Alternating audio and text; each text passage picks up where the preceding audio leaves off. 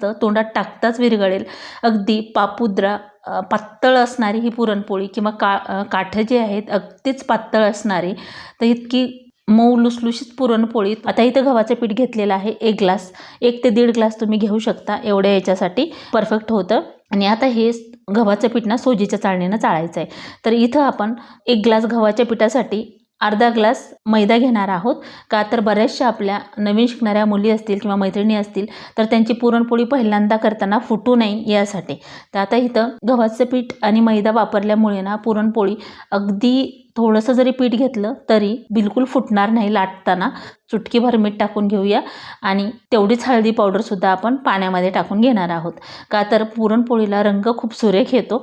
मीठ जे आहे ते पिठामध्ये छान मिक्स करून घ्यायचं आहे आणि याच्यामध्ये आपण हे थोडं थोडं पाणी टाकून घ्यायचं आहे. आता इथं मी अर्धा ग्लास पाणी घेतलेलं आहे. आता पीठ आपण बरोबर 1 ग्लास थोडंसं दाबून घेतलेलं आहे गव्हाचं पीठ आणि अर्धा ग्लास मैदा वापरलेला आहे. तर एवढं पीठ मळण्यासाठी आपल्याला पाऊण ग्लास पाणी लागतं.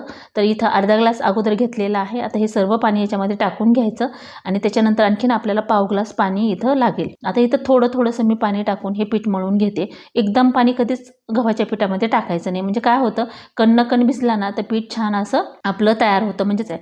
तर आता इथं बघा अशा प्रकारे बऱ्याचशा आपल्या मैत्रिणी काय करतात, हे पीठ घट्टसर थोडंसं मळायचं आणि नंतर पाण्यात ठेवायचं किंवा एखाद्या कपड्यामध्ये बांधून पाण्यात ठेवायचं. असं काहीच करायची गरज बिलकुल नाही. आपण डाळ शिजायला घालतो ना तेव्हाच हे पीठ मळून घ्यायचं, म्हणजे आपली पूर्ण डाळ शिजेपर्यंत किंवा पुरण तयार करेपर्यंत आपलं पीठ छान मुरलं जातं. म्हणजेच 15 ते 20 मिनिट आपल्याला लागतात. तर 20 मिनिट पीठ ठेवायचंच आहे मुरण्यासाठी, म्हणजे आपली पुरणपोळी एकदम परफेक्ट होते. तर पीठ बघू शकता अगदी मऊसूत असं मळून घेतले. पोळीचं पीठ हे अशा प्रकारे असतं. घट्ट जर पीठ मळलं ना तुम्ही तर ते पुरणपोळी वातड होते किंवा व्यवस्थित अशी चवीलासुद्धा लागत नाही आणि जेव्हा आपण पुरणपोळी भाजतो ना तेव्हासुद्धा वेळ लागतो. आता थोडंसं तेल टाकून परत ह्याला असं लावून घेतलं आहे, म्हणजे ह्याला साल वगैरे येणार नाही म्हणून परत ह्याला मळून घ्यायचं आणि परत आपल्याला 20 मिनिटासाठी झाकून ठेवायचं. 20 मिनिट किंवा अर्धा तासासाठी ठेवलं तरी चालतं. आता याला पाण्यात वगैरे ठेवायचं किंवा काही करायची बिलकुल गरज पडत नाही. आता पीठ बघा अशा प्रकारे असायला हवं. एवढं जर व्यवस्थित पीठ असेल ना तरच आपली पुरणपोळी अगदी परफेक्ट अशी होणार आहे.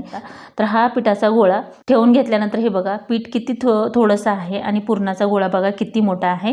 तर अशा प्रकारे जर पुरणपोळी केली ना तोंडात टाकताच विरघळते आणि चवीलासुद्धा भन्नाट लागते. घ्यायचा आहे आणि हा जो पिठाचा उंडा आहे किंवा गोळा आहे ती कोरड्या पिठात बुडवायचा आणि अशा प्रकारे वाटी तयार करून घ्यायची.